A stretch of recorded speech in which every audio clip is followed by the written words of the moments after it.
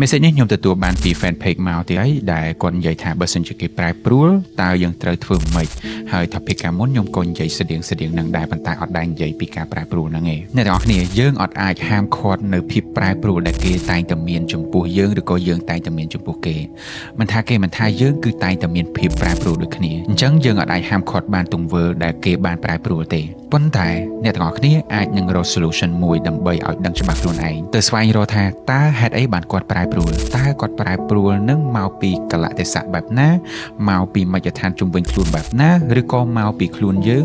ងឬក៏ដោយសារតែអារម្មណ៍របស់គាត់អត់នឹងនាំផ្ទាល់អញ្ចឹងវាមានរឿងជាច្រើនដែលឲ្យមនុស្សយើងម្នាក់នឹងប្រែប្រួលទៅតាមពេលវេលាក៏ដូចជា environment នៅជុំវិញខ្លួនអញ្ចឹងណាហើយនឹងទង្វើរបស់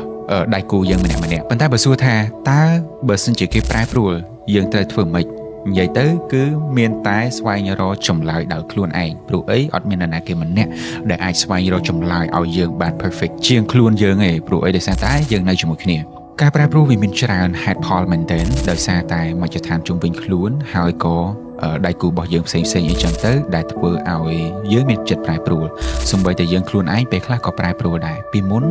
គេធ្វើទង្វើនេះយើងពេញចិត្តប៉ុន្តែឥឡូវហ្នឹងគេធ្វើទង្វើហ្នឹងយើងអត់ពេញចិត្តទេអញ្ចឹងគាត់ក៏ដូចគ្នាដែរអញ្ចឹងណាអញ្ចឹងខ្ញុំអត់មាន reason ណាដែលឲ្យអ្នកទាំងអស់គ្នាថាតើបើសិនជាគេប្រែប្រួលហើយតើយើងត្រូវធ្វើម៉េច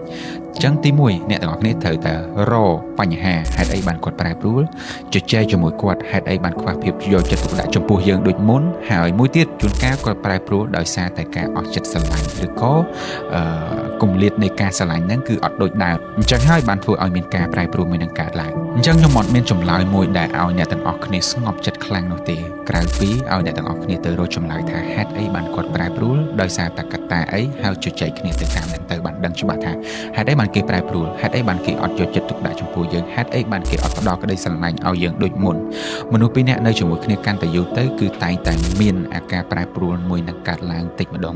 ហើយប៉ុន្តែជួនកាលអ្នកខ្លះប្រែពីស្រឡាញ់តិចទៅស្រឡាញ់ខ្លាំងអ្នកខ្លះប្រែពីស្រឡាញ់កាន់តែខ្លាំងចាប់ផ្ដើមគម្លាតម្ដងតិចប៉ុន្តែមិនមែនអត់ស្រឡាញ់ទេគ្រាន់តែកាលណាតែយើងនៅមួយគ្នារាល់ថ្ងៃវាស៊ាំអីចឹងទៅហើយក៏គិតថាវាជារឿងមួយដែលធម្មតាប៉ុន្តែភ្លេចថាមនុស្សម្នាក់គឺត្រូវការភាពផ្អែមល្ហែមអញ្ចឹងទៅស្វែងយល់ពីខ្លួនឯងថាតើយើងយល់បានពីគាត់នឹងកម្រិតណាដូចគ្នាព្រោះឯពេលខ្លះយើងត្រូវការយកចិត្តទុកដាក់ចំពោះមនុស្សដែលខ្លួនឯងស្រឡាញ់មកកាន់យើងប៉ុន្តែយើងសម្លឹងមើលថាតើយើងបានយកចិត្តទុកដាក់ចំពោះគាត់យើងបានលួងលោមគាត់ផ្ដល់កម្លាំងចិត្តឲ្យគាត់នៅពេលដែលគាត់ហត់ឬក៏យើងផ្ដល់អ្វីឲ្យគាត់ខ្លះដូចអ្វីដែលគាត់ផ្ដល់ឲ្យយើងអត់អញ្ចឹងបើសិនជាគាត់ផ្ដល់ឲ្យច្រើនប៉ុន្តែយើងអត់បានផ្ដល់ឲ្យទេអញ្ចឹងហើយគាត់គិតថ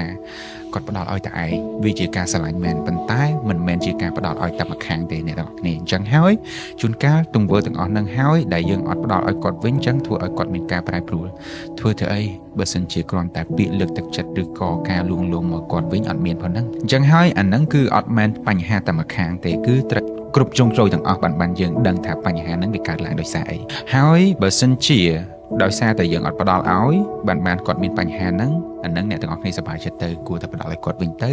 ទំនាក់ទំនងហ្នឹងកាន់តែល្អប្រសើរប៉ុន្តែបើសិនជាការអស់ចិត្តអ្នកទាំងអស់គ្នាស្នើសុំប៉ុណ្ណាក៏អ្នកទាំងអស់គ្នាអត់ទទួលបានផលអីមកវិញដែរអាចនឹងបានក្នុងរយៈពេលខ្លីលើកចុងក្រោយដដែលទេអញ្ចឹងណាអញ្ចឹងការប្រែប្រួលទី1ដោយសារតែយើងដោយសារតែមជ្ឈដ្ឋានជុំវិញខ្លួនដោយសារតែគាត់ផ្ទាល់ឬក៏ដោយសារតែបញ្ហាដោយសារតែការអស់ចិត្តក៏ថាបានដែរអញ្ចឹងហើយបានធ្វើឲ្យមនុស្សយើងម្នាក់មានការប្រែប្រួលទាំងអស់ហ្នឹងហើយយើងក៏អត់អាចហាមឃាត់បាននៅក្នុងការប្រែប្រួលនរណាម្នាក់ដែរកាលណាតែសូម្បីតែយើងនៅតូចយើងមានចរិតឬក៏អារម្មណ៍បែបនេះប៉ុន្តែដល់ពេលធំឡើងយើងមានអារម្មណ៍បែបនេះនិងអត្តចរិតបែបនេះត្រូវការដើរលេងឬក៏ត្រូវការភាពស្ងៀមស្ងាត់ទៅតាមបរិបទម្នាក់អីចឹងទៅអញ្ចឹងហើ